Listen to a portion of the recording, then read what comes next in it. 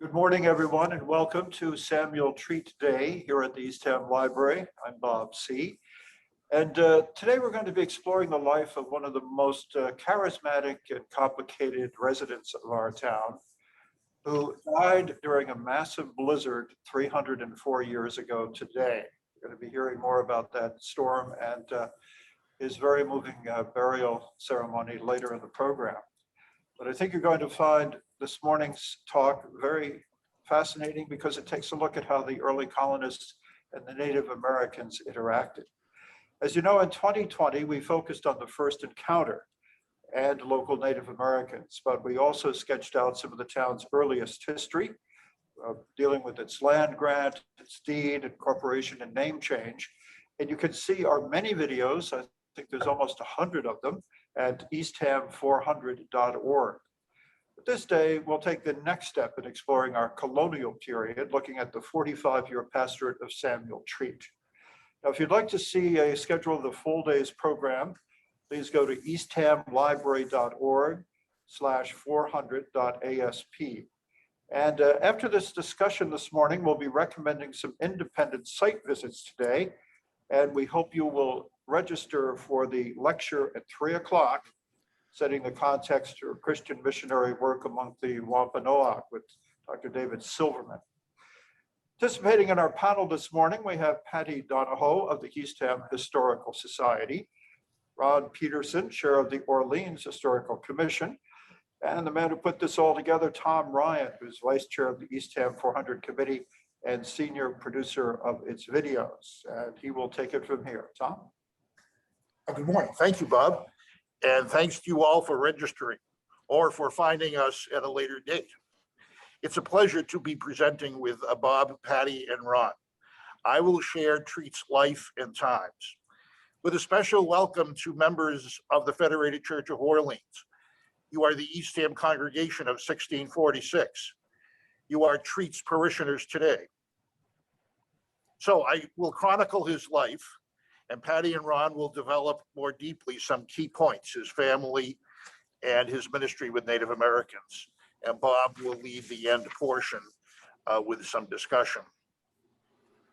When Samuel Treat's father, Robert, was young, the family migrated to Boston, and a few years later moved to New Haven Colony.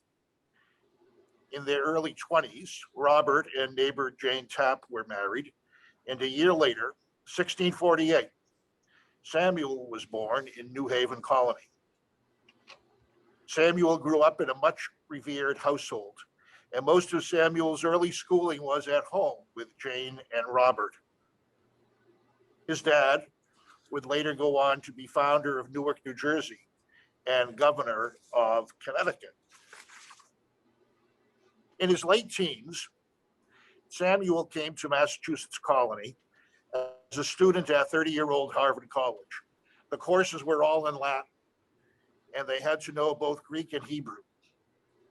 While famous as the school for future clergy, there were no courses one now expects in a seminary: preaching, homiletics, liturgy, pastoral care, counseling, community leadership. So Samuel was there in the late 1660s, graduating in a class of 7 young men in 1669. For sure, like students always, he heard of and was inspired by dynamic local leaders like Reverend John Eliot from his nearby parish in Roxbury, across the wide Back Bay from Cambridge. John Eliot was learning the Massachusetts language. He worked long days with some Massachusetts tribe neighbors, giving an oral language, an alphabet, a grammar, and a written form.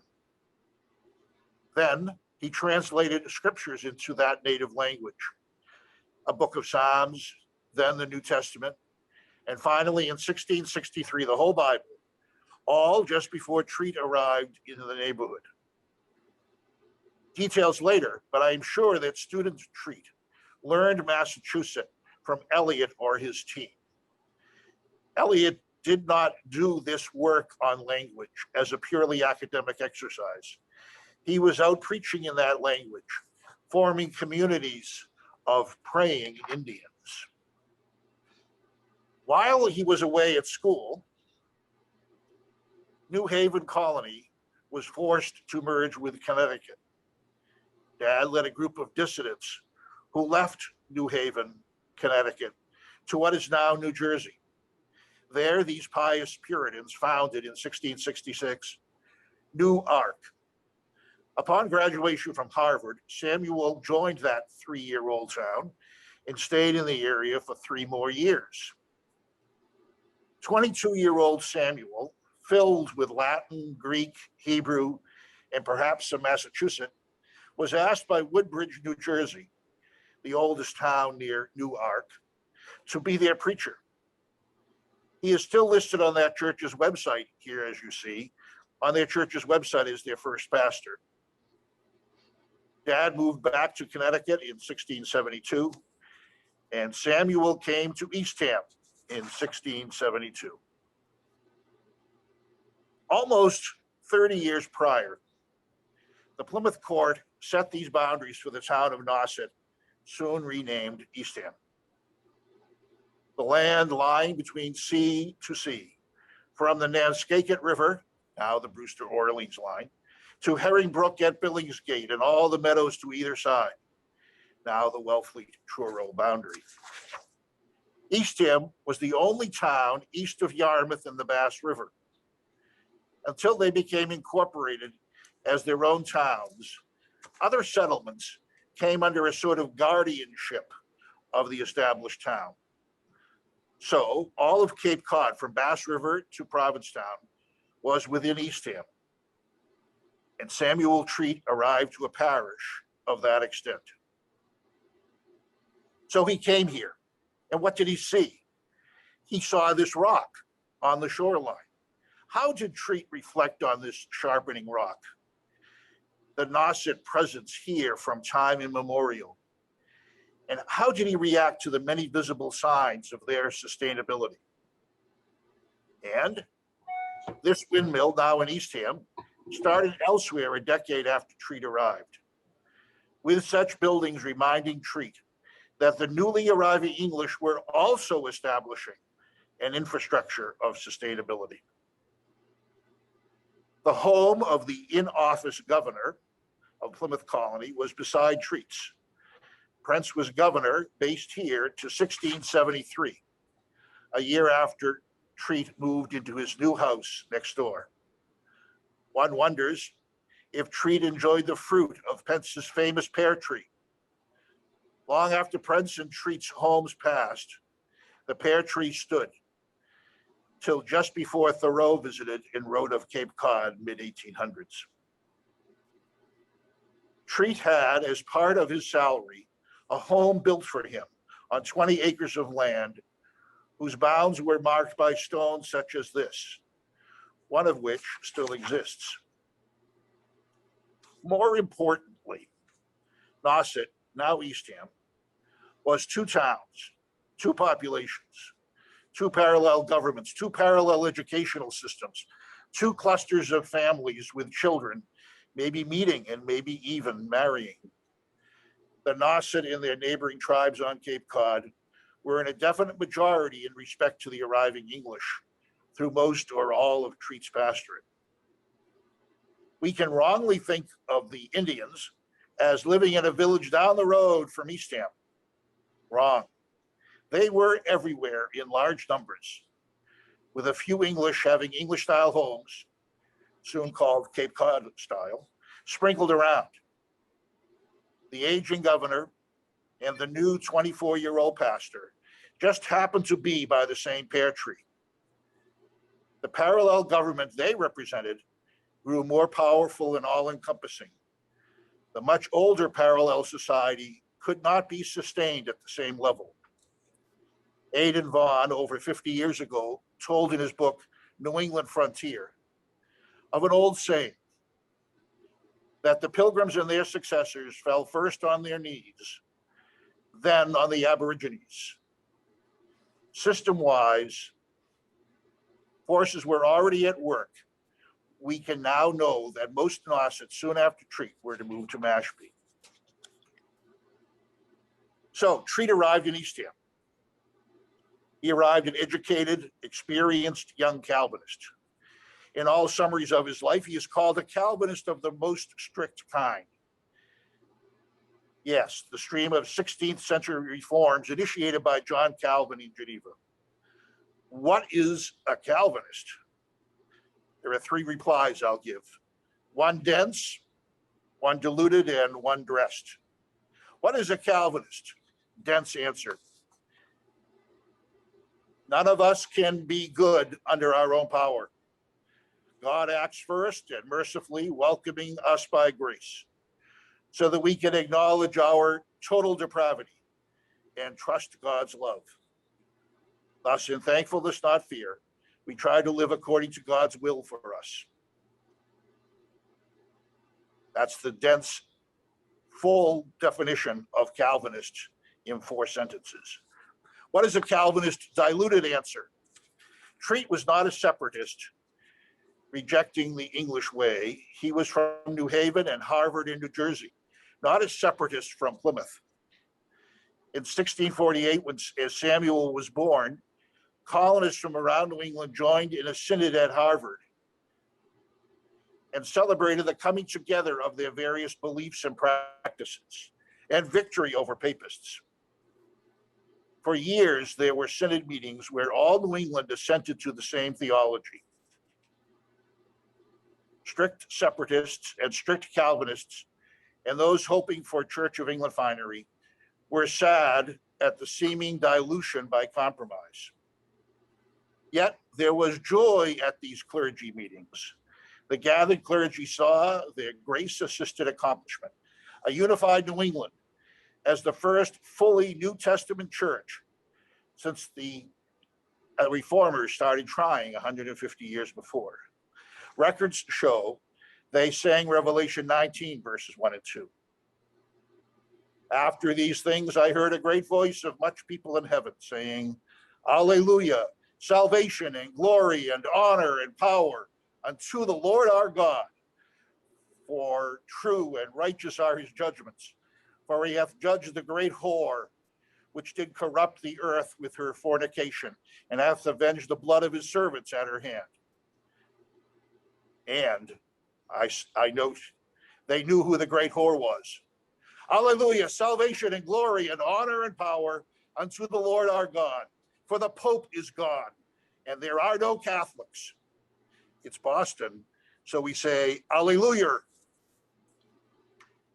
Now, to settle down to the third answer. What is a Calvinist? Dressed. To distinguish and separate off the preacher, there was this gown similar to academics and judges, called the Geneva gown. And then at the neck, 2 stretched cloth pieces, preaching bands, distinct from judges and academics. So there was a new Calvinist in Eastham. And now I pass this on to Patty Donahue, who will speak. He came a single person, but not for long. Patty? Thank you, Tom. Elizabeth Mayo, 22 May 1653 through 4 December 1696, born at Eastham and buried at Cove Burying Ground, was the first wife of Reverend Treat. Important to her history is the story of Elizabeth's grandfather, Reverend John Mayo, 1597 to 1676, who was born in Northamptonshire, England, and educated at Magdalen College, Oxford. He married Tamsin Bragg, or Bryke, as it appeared in their Dutch marriage record in 1618. They wed in Leiden, where John was a baize worker. The couple came to America in 1638 with 5 children in tow. Initially to Barnstable as an assistant to Reverend Lothrop, and then as the first ordained minister to serve at the Nauset Meeting House from 1646 to 1655. Elizabeth was the daughter of Reverend Mayo's second child, Samuel, and Thomasina Lumpkin. She married Samuel Treat in 1674 when he was 25 years old, and they had 11 children together. These are their children. The first child, Jane Treat, 1674 to 1729, married Captain Constant Freeman. They had 10 children and lived in Truro and are buried in the Old North Cemetery off Route 6A. Elizabeth Treat, 1676, 1755, married Jabez Snow, grandson of Constance Hopkins, Mayflower passenger, and Nicholas Snow. 8 children came to this marriage. Sarah Treat, 1678 to 1728, married Thomas Rogers, grandson of Joseph Rogers, a Mayflower passenger, and grandson of Constance Hopkins Snow, Mayflower passenger. 8 children. Samuel Treat IV, 1680 to 1733, married first Johanna Vickery and second Hannah Sears. 4 children. They lived and died in Truro. Mary Treat, 1682 to 1728, married Deacon John Rich. 9 children. Robert Treat, 1683 to 1701, married Jane Tapp. No children, as he died young of a fever. Number 7, Abigail Treat, 1686 to 1723, married Richard Stevens. 10 children, and they lived and died in Truro. Number 8, Joseph Treat, 1690 to 1756, married first Mary Larkin. 7 children to the marriage, including Lieutenant Joshua Treat, who we'll speak about later, and second married Sarah Seward.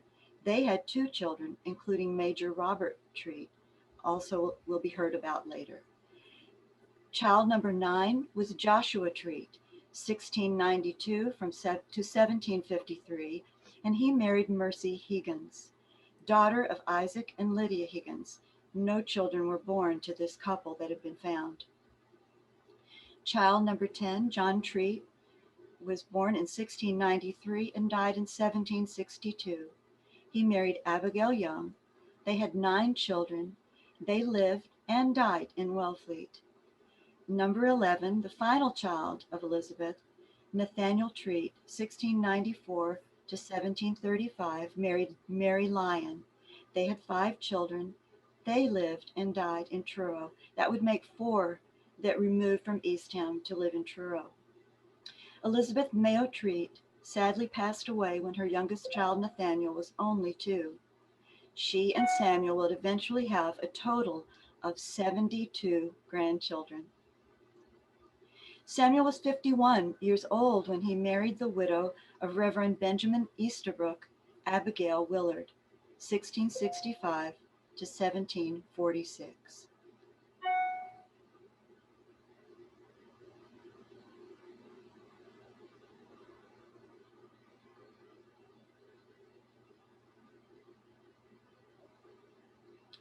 Abigail was the daughter of Reverend Samuel Willard, 1640 to 1707, who entered Harvard at the unusual age of 15. After graduating in 1659, he began his preaching career in Groton, Mass., where he was ordained. When Groton was burned to the ground during King Philip's War, he became the pastor at the Third Church of Boston and remained so until his death. At the same time, he was the acting president of Harvard College until his death. When Abigail married Samuel Treat at the age of 35, she already had 3 young boys, 6, 5, and 3 years old. The Treats would have 2 children together in the next 6 years. Number 12, Eunice Treat, 1704 to 1747, married Reverend Thomas Paine, grandson of Thomas Paine and Mary Snow, daughter of Constance Hopkins of the Mayflower.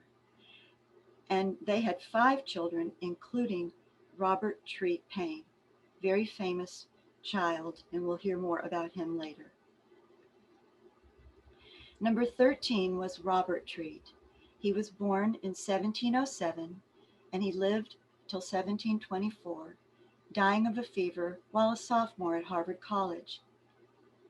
Abigail herself passed away at the remarkable age of 81 in Boston, the city of her youth. Thank you, Patty. From his family, we now turn to the meeting house and congregations.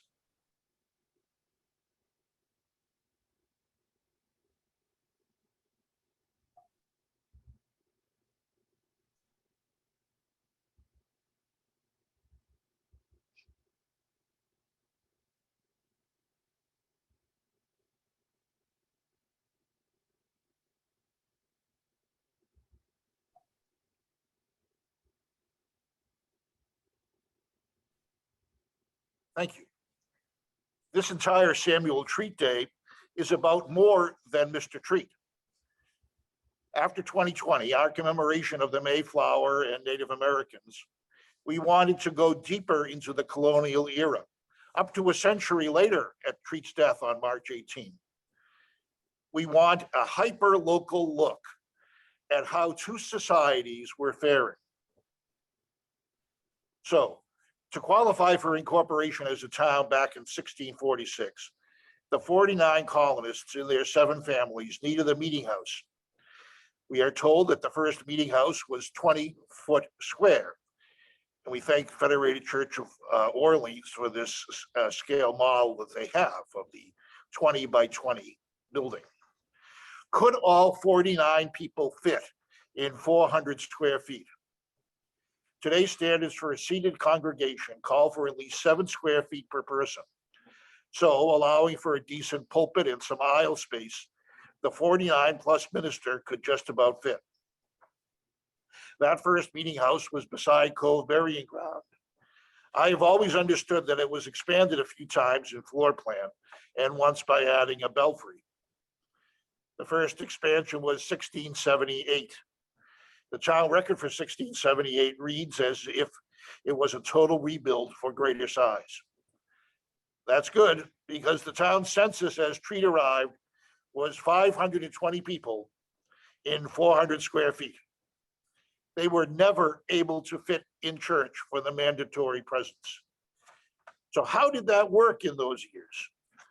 Something in our set of understanding needs to change.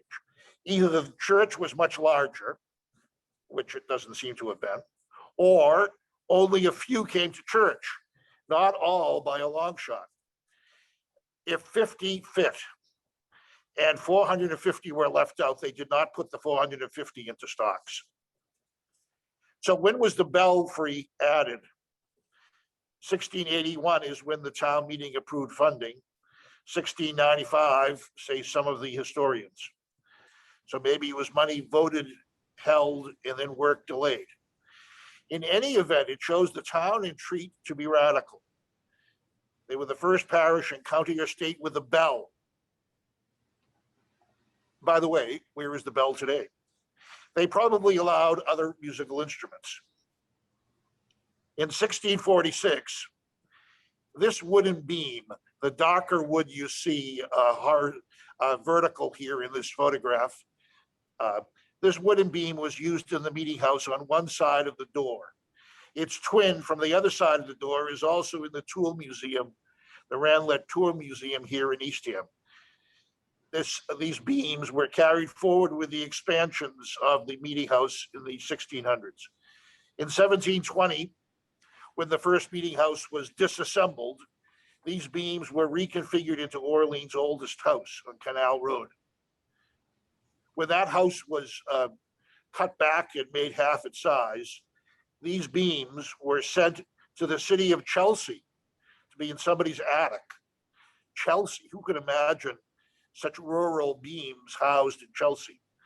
But then they came back to Orleans for some time, and then that person gave them to the Eastham Historical Society, where they went into hiding. And they were only recently discovered. And I hope you can check them out after this program. We'll carry forward with other physical evidence of Treat's time and his congregation. There must have been some version of hymn books, since they probably restricted hymns to psalm texts.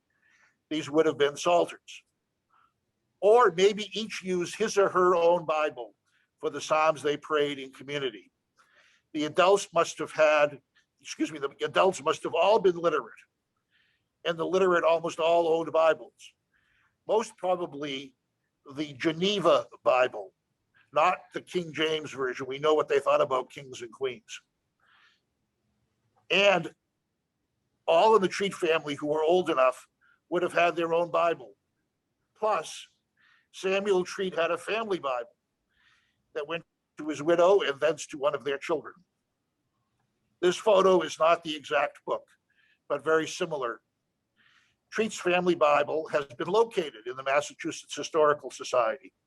A manuscript note on the front flyleaf reads, "The Bible of Reverend Samuel Treat and his widow, Mrs. Abigail Treat, and the Bible in daily use of Robert Treat Payne." Charles Payne, 1842. Still another book. In the Congregations of New England, printed Confessions of Faith contained summaries of what they believed and what they condemned. Treat certainly knew how to get the boat to Boston, and records show him participating in clergy meetings and synods early on and through the decades. We can also see that he knew Massachusetts early on. He assisted in the translation work for this confession in 1680. It is unlikely, therefore, that he arrived in Eastham, 1672, and started only then to learn how to speak with the Nauset. Two factors point that he had to have studied this at Harvard. Only 11 years at Harvard, he knew the alphabet and how to write. Most Nauset were probably not yet literate. Only 11 years since school and 8 years since New Jersey. He's leading the field of clergy in both translating and writing. Down at the bottom, you'll see the name Grindal Rawson. Grindal couldn't do it all. He had to call on somebody who knew more than he did. He called on Treat, and in 1680, not 1699 as you see in the bottom, 1680 was the first edition of this Confession of Faith. Now we turn to another physical evidence. From the latter third of his years, we have Treat's cup or chalice. We can see the inscription there on the right.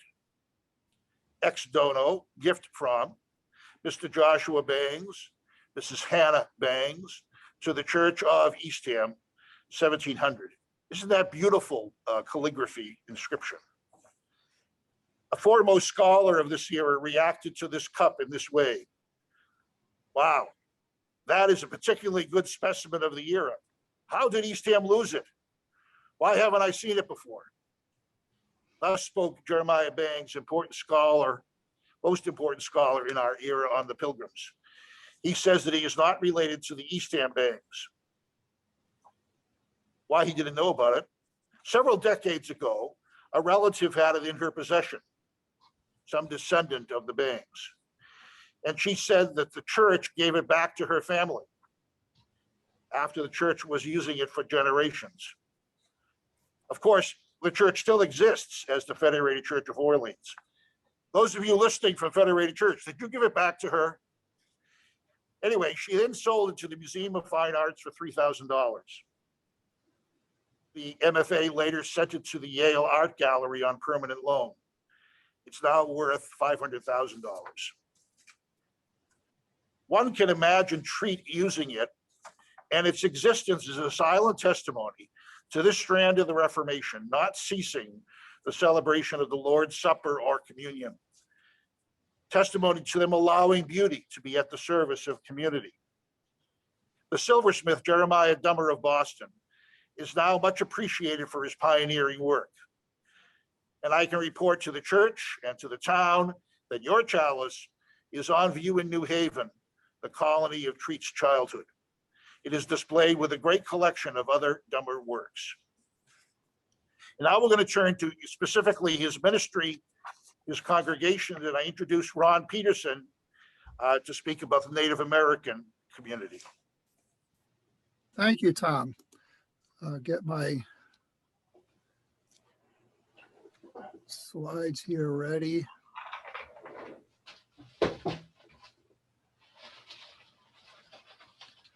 Join. I can't get to the slideshow here. There we go.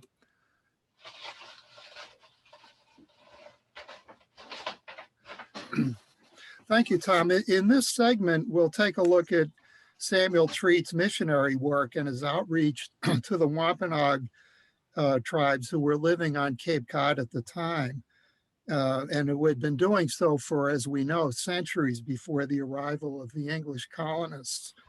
To be sure, Treat wasn't the first to undertake the task of missionary work to the Native Americans. He followed Thomas Mayhew on Martha's Vineyard, Richard Bourne on the Upper Cape, probably most notable for Mashpee. John Eliot, who Tom has mentioned, known as even today as the apostle to the Indians, and there were several others. So Treat wasn't the first, but he was the last colonial minister to the Native Americans on Cape Cod, and his efforts in this area span nearly half a century. One of the consequential results of Treat's work in this area is that the Native Americans on Cape Cod remained neutral during King Philip's War. Some of the Wampanoags actually even joined the English forces as scouts and rangers. This is remarkable in its own context. It obviously saved a lot of lives and carnage on Cape Cod. King Philip's War is proportionally the bloodiest conflict to have occurred in American history.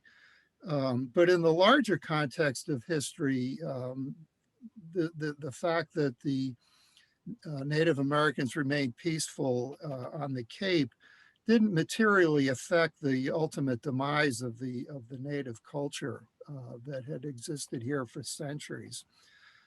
Also remarkable about Samuel Treat is that he was able to guide and serve a very demanding English congregation and build a far-flung Native American ministry simultaneously and separately.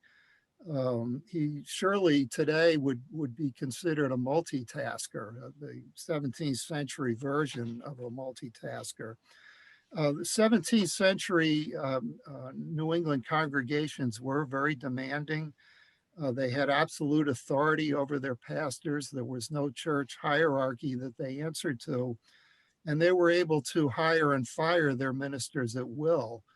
In fact, it's notable that both Treat's predecessor and his successor were both dismissed by the congregation, but yet they kept Samuel for 45 years. He obviously must have been doing something or many things right. Although there are some references in the writings of the period that not all of the congregation was thrilled about his ministry to the Native Americans. Just a bit of background to the missionary activity that was occurring in New England at the time. Both the Pilgrims that had arrived in 1620 in Plymouth and the Puritans that arrived to form the Massachusetts Bay Colony in 1629 and 1630 had made references to spreading the gospel to the natives on the American continent as being one of their goals. The references were in many ways somewhat vague. You see on the screen the seal of the Massachusetts Bay Colony that was struck in 1629. And you see the Native American standing there with his bow and his arrows symbolically pointed down. And the ribbon that comes out of his mouth, I don't know if you can read that, but it says, "Come over and help us." So ministering to the natives was clearly on the minds of the Puritans and the separatists who came in the 1620s and 1630s. But the fact is that neither colony made any meaningful activity towards accomplishing this for 20 years or so. In fact, colonial writers during that early period often wrote disparagingly of the natives and referred to them as impediments to colonial possession of the land. And some even referred to the plague of 1616 as God's will in clearing the land for the settlement by the colonists. The historical assessments of the reasons for this 20 or so year delay are prolific, and they're beyond our scope here. But nonetheless, impetus towards missionary outreach got going in about the 1640s. Thomas Mayhew appears to have been one of the early pioneers on the vineyard around 1642. John Eliot preached his first sermon in the Massachusetts language in 1646 in present-day Newton. Also in 1646, the Massachusetts Bay General Court passed an act for the propagation of the gospel amongst the Indians. And in 1649, in England, the Society for the Propagation of the Gospel in New England was established by an act of Parliament. And this organization raised funds and dispersed them in New England for missionary activities. And it was with this support that Eliot and his allies were able to start gearing up. And Treat benefited from this resource when he came on the scene in 1672. So what was happening out here in Eastham and on the Cape during these years? By the time of Treat's arrival, the relations between the colonists and the Native Americans were, to say the very least, strained. Remember, this was only 3 years before King Philip's War. Colonial settlements were expanding at an accelerating rate, and the land available to the tribes was diminishing rapidly. We were seeing a new generation of colonists who were much more aggressive and ambitious in their land acquisition. And a new generation of Wampanoags was also had arrived on the scene, one that was less receptive to adopting English ways. Massasoit had died by this point. Metacom, or as his English name, Philip, was his successor, and he was far less receptive to the ways that Massasoit had established. Massasoit was very responsible for the early peaceful relations, the establishment of those peaceful relations and their maintenance for most of the century. And the conditions that existed in the 1620s, where there was almost what seemingly unlimited land and very few people, were long gone. And against this backdrop, Samuel Treat arrived on the scene. And just a quick word on the assumptions behind these missionary efforts. And this is a consideration that hasn't until fairly recently gotten a lot of thought, but the colonial understanding of their missionary efforts, including the understandings of Eliot and his allies, were that conversion meant not only religious conversion, but conversion of cultural practices. The Native Americans, in addition to accepting the religion, were also expected to adopt English practices in areas such as dress, labor, language, and gender roles. Just a couple of Eastham examples here. In 1680, a law was passed that prohibited the natives from cutting the pine knots on the trees on town land. Cutting the pine knots was part of their longstanding practice of making tar. And in 1682, several laws were passed. One provided for the appointment of native constables. Another required them to start paying taxes. And a third law required them to gather once a year to have the town's laws read to them and explained to them. This is a darker side of the story, so to speak, and it alludes to the cultural extinction that was taking place at the same time as the expansion of the colony. Nonetheless, after arriving at Eastham, Treat devoted much of the rest of his life to the natives of the Outer Cape. He learned to speak their language. He translated the Confession of Faith into their native language. He taught them to read and write in both their native and English languages. And under his tutelage, Native Americans became school teachers, justices of the peace, and ministers. When we consider in a brief period of time, as we are today, Treat's ministry to the Native Americans, we might start by listening to his own words. In August of 1693, Treat wrote a letter to Increase Mather, who was a very prominent Puritan minister of the time and became president of Harvard. In fact, he was president in 1693. And Treat said in that letter, and I quote, "I have from time to time imparted the gospel of our Lord Jesus Christ to these Indians in their own language, and I hope, truly hope, not without success. I continue in the same service, earnestly imploring a more plentiful outpouring of the Spirit among them. They have 4 distinct assemblies in as many villages belonging to our township, with 4 teachers of their own choice, who repair once a week to my house to be themselves further instructed in the concernments proper to their service and station. There are besides 4 schoolmasters who teach their youth to read and write in their own language. They have 6 magistrates and 3 stated courts." I think he gives a pretty good summary of what he was up to in this regard.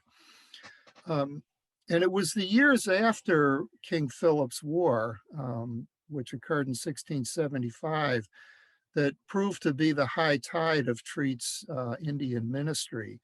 In that year, in 1685, the last governor of Plymouth Colony, Thomas Hinckley, wrote a report stating that there were 500, quote, praying Indians under Treat's parochial charge. And while the Cape Native Americans had remained neutral during King Philip's War, they were undoubtedly aware of the fate of their off-Cape counterparts, the devastation. Some were sold into slavery, the scattering, and some of the other consequences that had befallen them, that they likely understood that conversion was a path to survival. The 1685 Hinckley report also indicated that Treat had 4 Indian teachers under him who read sermons that he had written in the 4 separate villages, and that every 4th Sunday Treat preached to them collectively. And it also indicates how Treat encouraged the natives to choose magistrates for themselves and to, quote, to order their affairs wisely. In administering his native ministry, there were ultimately 3 meeting houses established in the territory that was then considered part of Eastham. In 1691, and I would note that the photo on the slide is not one of Treat's meeting houses. We don't have, or at least I could not find any images of those. That happens to be the Mashpee meeting house, which still stands today. And it's believed that most of the meeting houses were very similar in appearance. But in 1691, the first grant was made for the construction of an English-built meeting house in Eastham. Up to that point, it appears that services were conducted at the lodges of the local sachems or in other places. And there's no evidence that the Native Americans ever joined the colonists for worship in their meeting house. That these are two very separate activities that were taking place. On May 28th of 1691, the Eastham selectmen laid out the lot for the first Potawatomi meeting house on the north side of Aries Pond, in which is what is now known as South Orleans. And the structure was constructed in during that summer. Shortly after, in that same year, the Wampanoag meeting house was constructed. This was near present-day Queen Anne's Road, near the East Harwich Methodist Church. The record's a little vague on the Setauket meeting house in present-day Brewster, but it appears that it was in the vicinity of the headwaters of Stony Creek. And it doesn't appear that the congregations in present-day Truro and Wellfleet ever had their own meeting house. They worshiped in the lodges of their sachem, or they ventured to the Potawatomi meeting house for worship. So in the 1690s, Treat's ministry spanned from present-day Truro to Brewster to Chatham, and covering everything in between. And a July 1996 report by the Society for the Propagation of the Gospel stated that at Eastham, Harwich, East Harbor, Billingsgate, and Monomoy, there were 500 Indians, and almost all of the heads of households could read the scripture. So when you compare this with the Hinckley report 11 years earlier, it appears that the population of Treat's ministry was starting to level off. So at this point, I'll yield the floor and return this to Tom, and I'll be back with a brief account of Treat's decline, death, and aftermath. Thank you, Ron. So, meanwhile, the English congregation was required to gather in the morning and then in the afternoon for a worship service that was centered on a sermon of at least an hour in the morning, an hour in the afternoon. I have found no record of what those from a great distance did for lunch or rest between the services. And of course, we have the question of how many residents were left out of a meeting house that was too small. Now, the style of his preaching is considered to be fire and brimstone, is the term used for it. Those of you in the Federated Church, if you've been around long enough, you know that that's what they say about your earlier pastor, fire and brimstone. I'm not sure that any recent pastors were that way. I know that I, in my Catholic childhood in the 1950s, had a pastor that specialized in fire and brimstone. So we have records of what Treat collected for a series of Sundays and what he spoke about. They were often just one verse, Psalm 31, verse 1 in the morning, Ezekiel chapter 37, verse 8 in the afternoon, for example. Biblical experts now caution against zooming in on only one verse. There is too great a risk of taking it out of context. In any event, we have here on our next image a friendly preacher. In the mid-1800s, Thoreau wrote in Cape Cod, Mr. Treat is described as a Calvinist of the strictest kind, not one of those who, by giving up or explaining away, become like a porcupine disarmed of its quills, but a consistent Calvinist who can dart his quills to a distance and courageously defend himself. For centuries, fire and brimstone is what we called sermons that focused on hell. Enoch Pratt wrote in 1844, Treat was a strict Calvinist. That is established beyond all dispute. With the advantage of preaching the doctrine of terror, which is ultimately productive of a sublime and impressive style of eloquence, he could not attain the character of a popular preacher. His voice was so loud that when speaking, it could be heard at a great distance from the meeting house, even in the midst of the winds that howled over the plains of Nauset. Thoreau, in Cape Cod a few years later, echoes Pratt, maybe plagiarizes Pratt. His voice was so loud that it could be heard at a great distance from the meeting house, even amidst the shrieks of hysterical women and the winds that howled over the plains of Nauset. Then and now, there are many preachers and parents and writers who use guilt to promote change, who foment how today is not at all as good as the early days. But it seems that our town hired for 2 generations a most exquisite example of fire and brimstone. Here's a good example as quoted by Thoreau. And this is based on Jesus' parable of a rich man who did well, nice meals, sumptuous meals, but went to hell. And the poor man Lazarus there on the floor, who died and went to the bosom of Abraham. And this is Treat preaching on one verse, Luke 16:23. And from the netherworld where he was in torment, the rich man raised his eyes and saw Abraham far off and Lazarus at his side. So here we have preacher Treat, one example. Thou must ere long go to the bottomless pit. Hell hath enlarged herself and is ready to receive you. Consider, you are going to a place prepared by God on purpose to exalt his justice in, a place made for no other employment but torments. Hell is God's house of correction. And remember, God does all things like himself. When God would show his justice in what is the weight of his wrath, he makes a hell where it shall indeed appear to purpose. Woe to the soul when they shall be set up as a butt for the arrows of the Almighty. Consider, God himself shall be the principal agent in your misery. His breath is the bellows which blows up the flames of hell forever.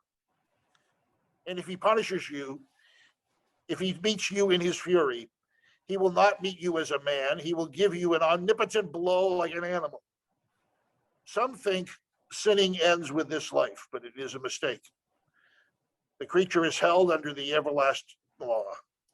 The damned increase in sin in hell. Possibly, for some of you, the mention of this might please you. But remember, there shall be no pleasant sins there. No eating, drinking, singing, dancing, wanton dalliance, drinking stolen waters. But damned sins, bitter, hellish sins, and exasperated by torments, cursing God, spite, rage, blasphemy, and the guilt of all your sins shall be laid upon your soul and be made so many heaps of fuel. On the other hand, in our region, it's easy to see in our town, in our parish at Cove Burying Ground, there was a marked change in headstone art. What we see here, look at the top of this headstone, death, skull and bones. What is called in the literature, the light bulb. Death, skull and bones, woe is me. So here is Jonathan Sparrow, died in 1707, just to the right of Treat's remains. And his stone shows such a fearsome, toothy skull. And then, somewhat later, a few years later, we have a headstone with artwork showing a winged cherub, verdant or paradisial vegetation. This is Marcy Freeman, who died in 1711, a few years after Jonathan. This is the oldest cherub with wings on Cape Cod. There is also this beautiful heart surrounded by paradise and lush vegetation. Many consider this stone as the apogee of art on Cape Cod in that era. The head of death motif became less and less selected as the head of paradise motif became ever more popular in the years after Marcy Freeman. So in the era of the burying grounds burials, from earliest Eastham to well into the 1700s, the iconography of death was shifting from Skull and Bones lament to this sense of heavenly paradise. Was this shift taking place in the preaching of Treat? Or was the shifting in the minds of the deceased who left instructions about their stones? Or was the change in the relatives who were commissioning the stones? Or in the carvers who were creating the art? Probably in more than one circle. Yet this shift started right here in Eastham and in the pastorate of Samuel Treat. Did his preaching help parishioners move from skull and bones iconography to winged cherub and lush vegetation? Was the sermon I quoted an exception? Did his preaching the future fears shift in his 45 years to preaching future hope and trust? Among God's frozen people, God's chosen people, were some 3 elder Mayflower passengers. All 3 were buried in Cove Burying Ground. Giles Hopkins, 65 when Treat arrived. Joseph Rogers, also 65 when Treat arrived. Constance Hopkins Snow, 67 when Treat arrived. So here is an example of one of their monuments. Constance Hopkins Snow, 1605 to 1677, 15 years old when she was on the Mayflower. She and her husband lived and died in Eastham in Treat's pastorate. Did they melt into the crowd, these 3 Mayflower passengers? The census 500 plus when Constance Hopkins Snow died. Or did they bear a certain witness? What, if anything, did Treat learn from those 3 Mayflower passengers? When going local, hyper-local in our history, like we are this Treat Day, it's important also to recognize the context swirling around Eastham. So here we have a reminder of Governor Prentice, the Plymouth governor, for the first year that Treat arrived. They lived next door. The pairs were ever there for Treat. Did this location and the memory of government the pairs gave Treat, did they influence his preaching? Or think of 1675, soon after he came, King Philip's War. Treat's mentor, Eliot, you see there in the middle of this picture. Eliot was aghast as his beloved praying Indians, the natives in chains, were sent to Deer Island for almost sure death. They were peaceable, but the government said all Indians need to be locked away. How did this influence Treat's ministry to the Nauset when he saw this, knew this was happening up across the bay? Or think of his father. 1683, his dad was governor of Connecticut for many years. How did this affect his son? Did they visit? Or think of 1690. This is a French war, King William's War, also known as the Second Indian War, the North American theater of the War of the League of Augsburg. So in his parish and in his pastorate, Treat had to send some men to fight in war. There was a draft. Eastham had to provide X number of men, and Treat for sure was part of the selection committee. Talk about sending men to hell. Or 1691, the Massachusetts Charter formally established the province of Massachusetts Bay. Issued by the government of William III and Mary II, the co-rulers of England, this charter defined the government of the colony, whose lands were drawn from the previously independent Massachusetts, Plymouth, part of New York. The territorial claims also embody most of present-day Maine and some of the maritime colonies. How did Eastham and Treat feel about the end of Plymouth colony? It was probably just as well that the 3 Mayflower passengers had died before this moment. Or then we think 1692 of the witch trials in Salem. They had to be known to Eastham and Treat. How would this have appeared in his preaching? Whatever his preaching, it does not seem to have evoked the behaviors reported in Salem. Also, happening all around, there was slavery in the local colonies. Studies have yet to unearth, to my knowledge, reports of slave ownership in Eastham. It was elsewhere in Barnstable County. It must have been here, I think. Or were the locals resisting this plague? What did Treat preach about slavery? There are clear records of slavery in Truro after it became its own town after Treat. For example, we have the bill of sale of slave Hector from Jonathan Payne to Benjamin Collins for 30 pounds. Payne also purchased Pomp, kidnapped from Congo by a Truro whaler. With no large plantations, he became very lonely and he hanged himself from a tree. We must study Eastham history more closely. This panic and this plague seem to be everywhere. And my final section has to do with his salary. And here I quote from Thoreau, who was in good humor.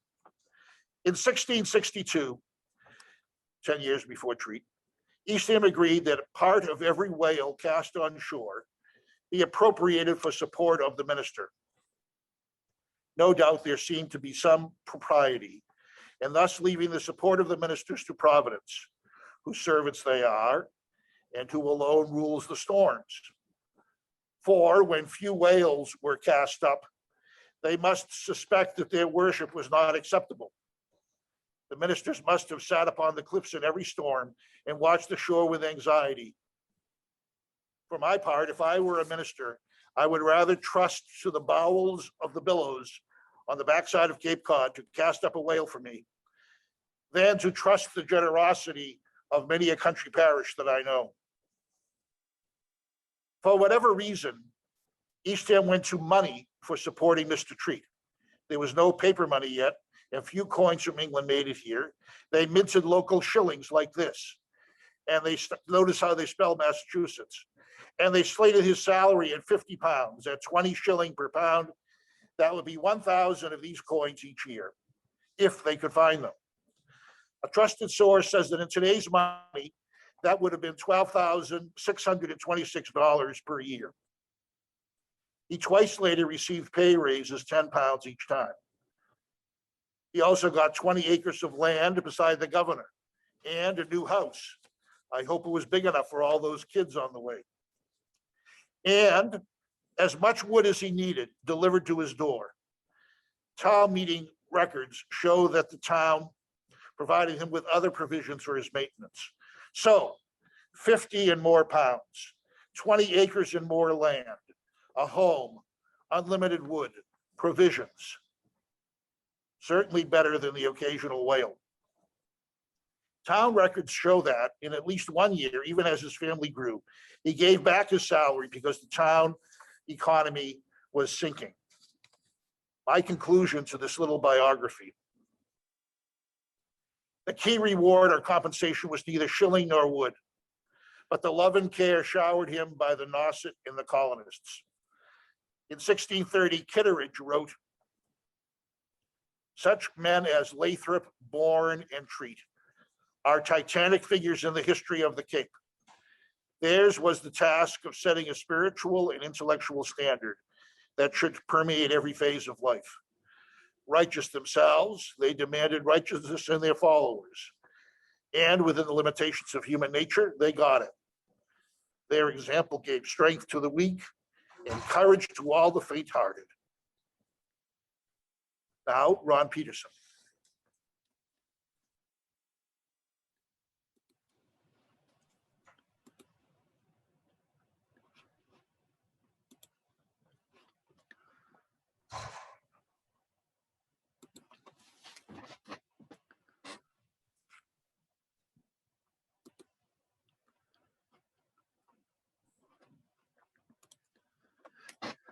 Thank you, Tom.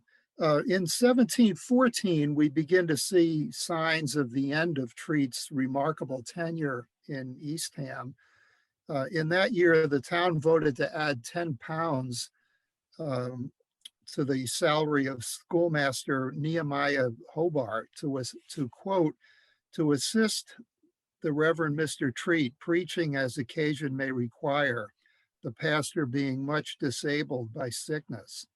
So it appears that after 42 years in the pulpit, Treat is starting to fail physically. The end came in 1717 during a terrible blizzard that was referred to for the next century as the Great Snow. It was a monumental event. And there are several moving accounts of the local Native Americans gathering around his house prior to his death. Some say that they had a premonition that he was going to die. Then the blizzard came, and there was a freeze and a thaw and another freeze. And upon Treat's death, the Native Americans, in partnership with his parishioners, chopped and tunneled through the house and through to the house and retrieved his body and carried it to his final resting place at the Cove Burial Ground. Mr. Hobart, the aforementioned schoolmaster and interim, was appointed as the interim pastor, and the Reverend Stephen Osborne was called to the pulpit in 1718. Osborne's appointment ushered in a sort of a new era for the church. That same year, the town, after failing to agree on a new central location for the meeting house to accommodate the growing and shifting population, decided to split the church into two meeting houses, and thus the north and the south parishes were born. And that ultimately set the stage for the incorporation of Orleans later in the century. So what happened to Treat's Native American ministry and his Indian meeting houses? No one succeeded him in this missionary effort, and the four villages went through a period of decline and eventually disappeared. I was not able to find any records indicating that any parts of those meeting houses still stand anywhere, but the Wampanoag meeting house was the first to close, and that was in or about 1730. That likely coincided with the death of their last Indian minister, John Tom. The Setauket Meeting House closed about 1743. Again, that probably coincided with the death of their last minister. And the congregation that was in the Truro-Wellfleet area, as I mentioned before, they never had established a meeting house, and they were pretty much scattered by the time of Treat's death anyway. And those remaining in the fold were likely traveling to Pawnimmiket. The Pawnimmiket Meeting House, amazingly, stayed open and functioning until 1788. And in June of 1762, 45 years after Treat's death, the meeting house was visited by Ezra Stiles, who's pictured on the slide. Stiles was the minister of the Newport Congregational Church, and he went on to be one of the founders of the university that became Brown in Providence today. And he also was appointed in 1788 as the president of Yale, and he held that post for nearly 20 years. But in 1762, he was in Eastham, checking out the Pawnimmiket Meeting House. He filed a report of that visit, and he indicated that The congregation consisted of 8 heads of families with wives and children, 8 men with no wives, 3 widows with children, and 10 widows with no children. And he remarked in his report that he had learned during his visit that 40 years ago, there was a wedding in that church that was attended by 7 score of Native Americans. So while the congregation was greatly reduced at the time of Stiles' visit, the fact that the meeting house was still open after 45 years and was still functioning, and it would continue to do so for another 26 years is a remarkable testament to the effectiveness of Treat's work. All this time, and the decline of the congregations illustrates this. The tribes continued to face the extinction of their culture through the loss of lands, falling birth rates, the scattering of tribal members, and the aforementioned cultural conversion.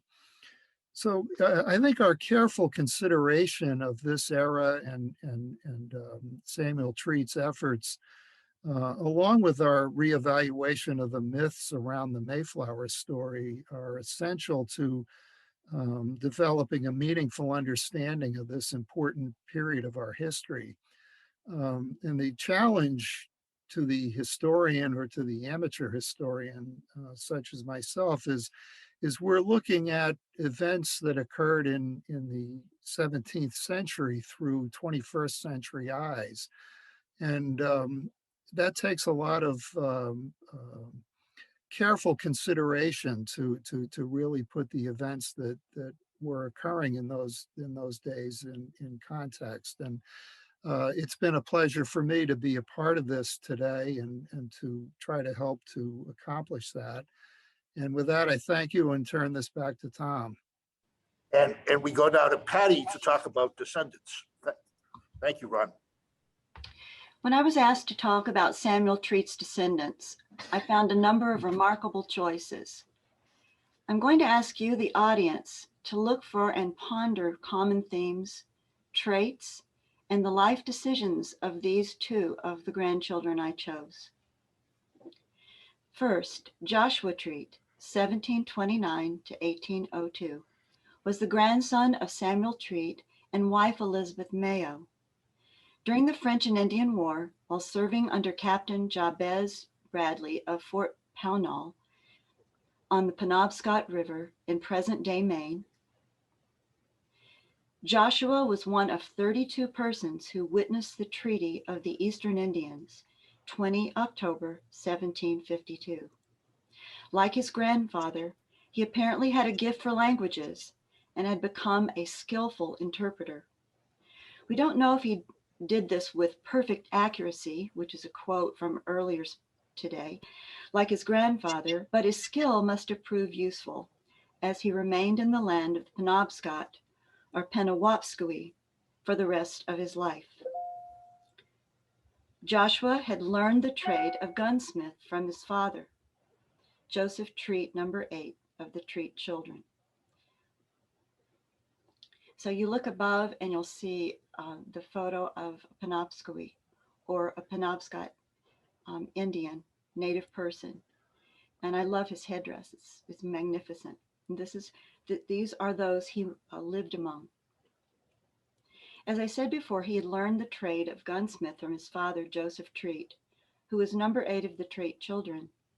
Thus, he was appointed armorer of the company and remained so until 1775, when the fort was burned by the British to keep it from falling into the hands of the American rebels.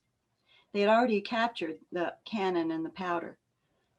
Joshua kept a day book of such things, or memoir of the events, which had been published and available, and is now available through Amazon, if you're interested in going forward with that. With Fort Pownall dismantled, Lieutenant Treat moved with his wife, Catherine, and their 14 children down the river to Fort St. George's, now Stockton Springs, Maine. His oldest son, Joshua, built the first log house, sawmill, and vessel at Marsh Bay, now Frankfort, Maine. Young Joshua Treat married Lydia Buck, whose father founded Bucksport, Maine. They're really important in the history of that state.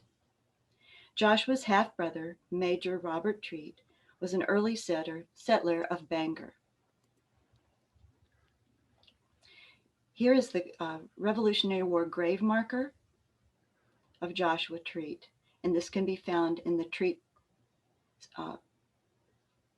burial ground in his hometown. Number 2, Robert Treat Payne, 1731 to 1814, was the son of Eunice Treat and Reverend Thomas Payne, not only the grandson of Samuel and Abigail, but also the grandson of Thomas Payne, who constructed Eastham's landmark windmill, and his wife Mary Snow, who was the daughter of Constance Hopkins Snow, Mayflower passenger. What a pedigree, and he certainly lived up to it. After graduating from Harvard College, he taught school for 1 year in Lunenburg, Massachusetts, but finding the profession not to his liking, he took to the sea, traveling to Fayal and Cadiz, Spain, and even spent time as master of a whaling ship, venturing as far as Greenland. Returning to America in 1754, he read the law at Lancaster, Mass., with Judge Samuel Willard, a relative, and finished with Judge Benjamin Pratt, Chief Judge of the Supreme Court of New York. He set up practice in Taunton, Mass., where he met and married Sally Cobb. They would have 8 children together. Like his contemporary and fellow lawyer, John Adams, he came to the patriot cause slowly at first, but became active with the hated Stamp Act and Townshend Acts. In 1770, Boston hired him to prosecute British Captain Preston and his soldiers involved in the Boston Massacre. The lawyer for the defense was none other than John Adams. Although Robert only convicted 2 of the 8 soldiers, he became quite popular among the patriots. In 1775, he was elected to the Second Continental Congress, signing the Declaration of Independence July 4th, 1776. And I think that we are covering his signature. I'm looking at the slide. Joanna, can we fix that so people can see it? I don't know if it's possible. I think that's just on your screen. Yeah, it's 5 line, 5 down. There we go. Here we go. Okay, it's covering it where mine is. It's a very handsome signature, nevertheless. He apparently missed being absent from his family during this time, writing. Let me find it. Let me find the quote. Writing home to Sally, quote, "Tell Robert I have a toy dog for him."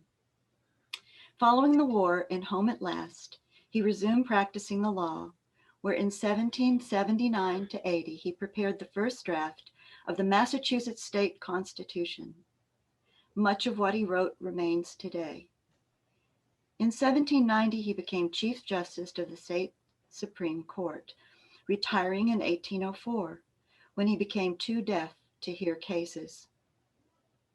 He was considered a conservative justice and judgmental to the extreme in both matters of the law and in his personal life. When his son, also named Robert Treat Payne, married the actress Elizabeth Baker, he disowned him.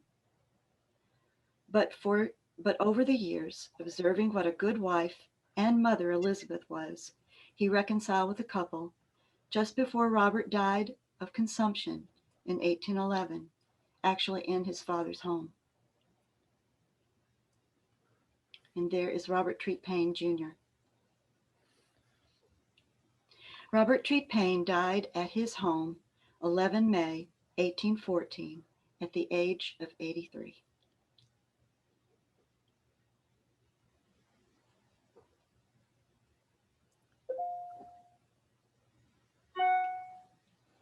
Thank you, Patty. I want to just conclude with this last slide.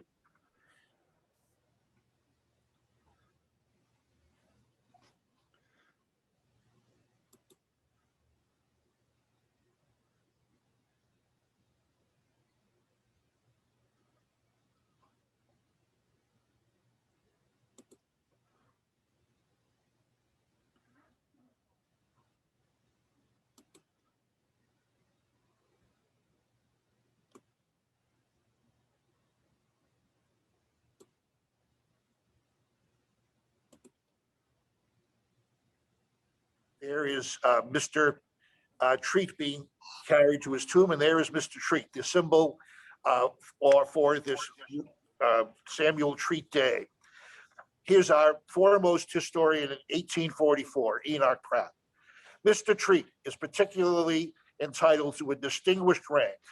He is amongst, or maybe even is, the first minister of New England in his zeal and in all his labors. Amen. Thank you, and over to Bob. Thank you all. That was a fascinating presentation, and it's really amazing to think what transpired between the first encounter when the natives here successfully scared away the separatists across the Bay to Plymouth, and that scene of the burial of Samuel Treat.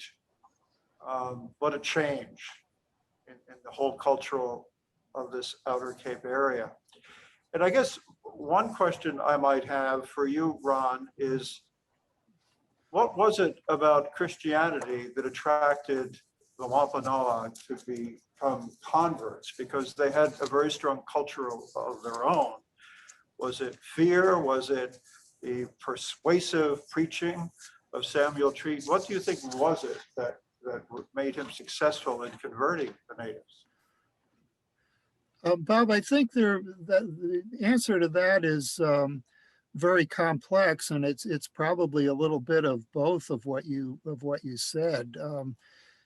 Current historical opinion seems to emphasize more the fear that you mentioned. The natives saw the rapidly expanding colonial settlements. Land was becoming more and more scarce. The after effects of King Philip's War were devastating. And I think that led to some of them at least converting as a means of survival. They saw this was their way forward. That's not to say that that Treat and the other ministers weren't persuasive in their own right. I believe that they were. I believe that they were very effective in what they were doing. And there is evidence that some of the Native Americans, I look back at Squanto, this was before the era of missionaries, but when Squanto died, William Bradford reports that he expressed the wish that he would go to the white man's, the Englishman's God, instead of to the afterlife that the natives believed in. So there is evidence that many of the natives did accept Christianity willingly, but I also think that survival instinct was a big part of it. And Patty, how do you think the colonists viewed the natives here? Well, I think it's important we take them on an individual basis instead of look at them as a whole. I think some were neighbors to them, as Tom said in the beginning of his portion.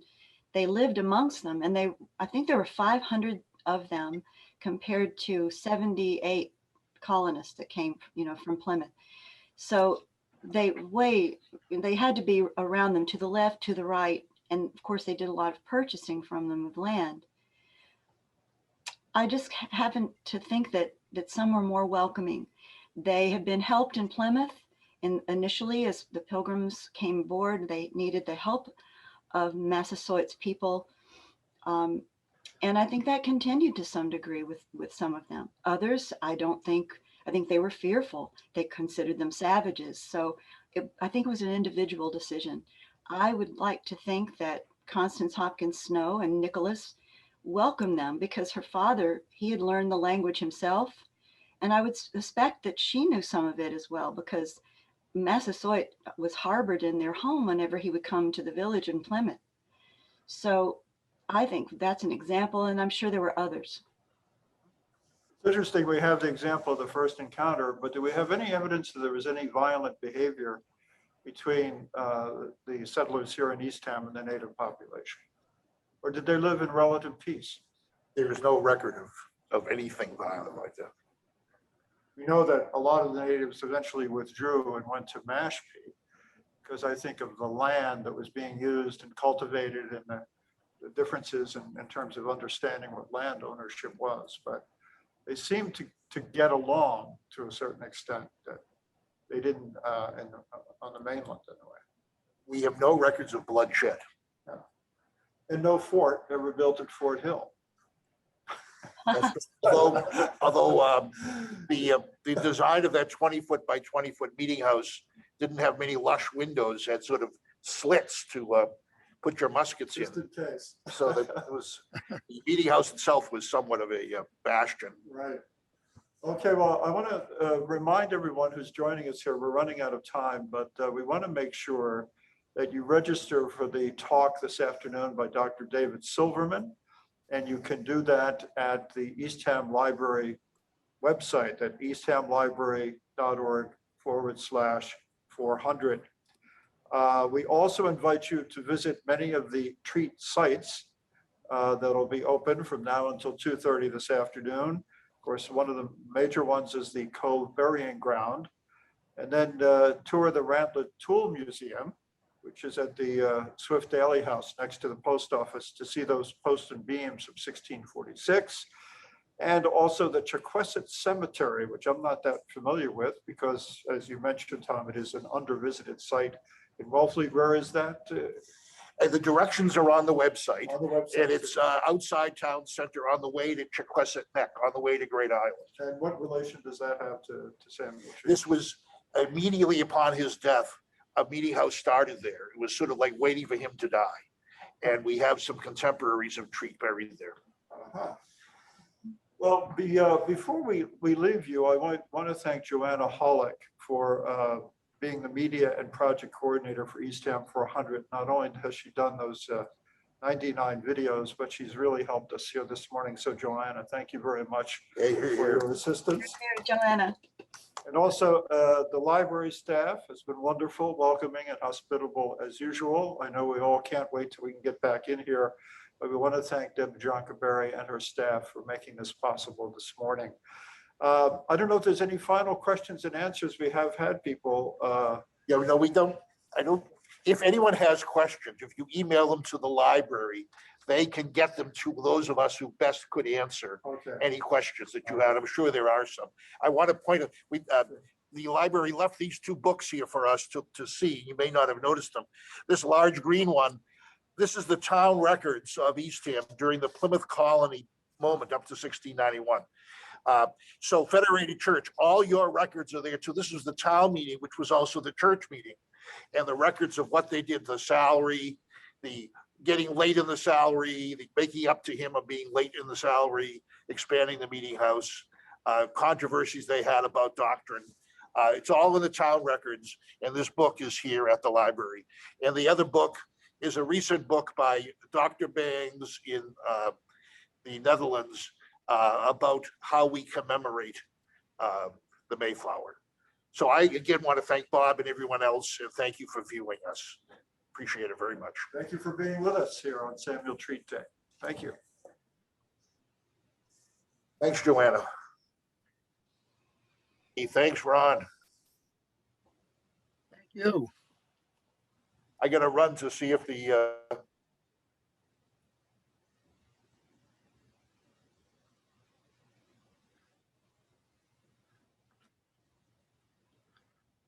Are we off? No, we still have about 40 participants. okay, very good. I have a question for you guys. Okay, well, there's still 40 other people on with us now. Oh, there are? Yeah. I really want to know if John Mayo was a pilgrim. Because he was in Leiden in 1618 is when he got married, and there's a marriage record. And he was not allowed to preach in England at the time, from what I've read too. So do you think he was one of those that didn't make the boat? I mean, I'm really curious about that. Well, you must have had access to the Mayflower list. Is he on the Mayflower list? No, he's not. But not yeah. everyone came, Tom. Not all of them made the boat. Now I just got that recent book. I can't tell you the name, but it's from the Mayflower Society. The book on the next generation, the next couple of boats with clear records. So it's all the migrants from 1620 Mayflower to 1634, something like that, with details about each one of them. So I'll look. So who do you want me to look up? John Mayo, Reverend John Mayo. Okay. And he was the father to that other man who came here. He was the first minister. Oh, he was the one who then ended up being the minister here. That's Okay. correct. He was the first minister of the meeting house. Here in My Eastham. understanding is that he was not, at the time he was in Eastham, he was not an ordained minister, but that he later became ordained when he went to Boston. No, I see that he's ordained in a couple of records that I have. Well, Okay, yeah, this is precisely an argument that they had in church polity, because it could be some say one and some say the other, because many say, Patty, what you say, and many say what Ron says. I've read both things about them. So it comes down to a definition of what is ordained. And He's ordained. like today, many churches don't recognize each other's ordination. So it became a real jumble and a real mess, as we're pointing to. So he was at Oxford in England, and that's where he received his initial ordination. Or so they say. So they say. The record says the source. Yeah. Good questions all though, huh? Okay. Any more questions? The more you do research, the more questions. Right, of course, always, the more you know, you don't know. Yeah, this is a deep family. Look at all those people, 77 grandkids from just one wife. Oh my Lord. Woo. No problem populating the area, that's for sure. They Well, I call- balanced them off. I have 0. So I took, I have an ecological balance to that guy. That's why they sent them to Truro, don't you think? We don't have room in the meeting house for you. You need to leave. Go cut some trees down there. We got trees for you there. There you go. There's some whales down there. I just had one other question too, if we're still chatting here, but we talked about the 2 separate churches, right? There were the regular meeting houses and the Indian meeting houses. When did that actually happen? I mean, were they always completely separate? Well, they were separate because All the during the time. beginning, he gave the date, Ron gave the dates for the things that look like meeting houses. But before then, they were meeting in the Sachem's Okay. residences. They never met. So they never met together, right? No bilingual worship service. no, they, And my understanding was that they didn't have, the Wampanoag didn't have a written language. That our interpretation, our language was a phonetic interpretation of the verbal. So Treat, Elliot developed it. Yeah, but didn't come from the Wampanoag. No, it's the same thing. Massachusetts is Wampanoag. yeah, there was a difference in dialect, but it was similar. Little Joe and that crowd that developed the current revival had to go to the Eliot's Bible to get their grammar and words and Yeah, vocabulary but before that, they didn't have a written history, before Eliot. the language. Right. Right? No, That's no, they the did written not. history. Yeah. We don't That's a know the big names of that Indian crew that helped Eliot do that.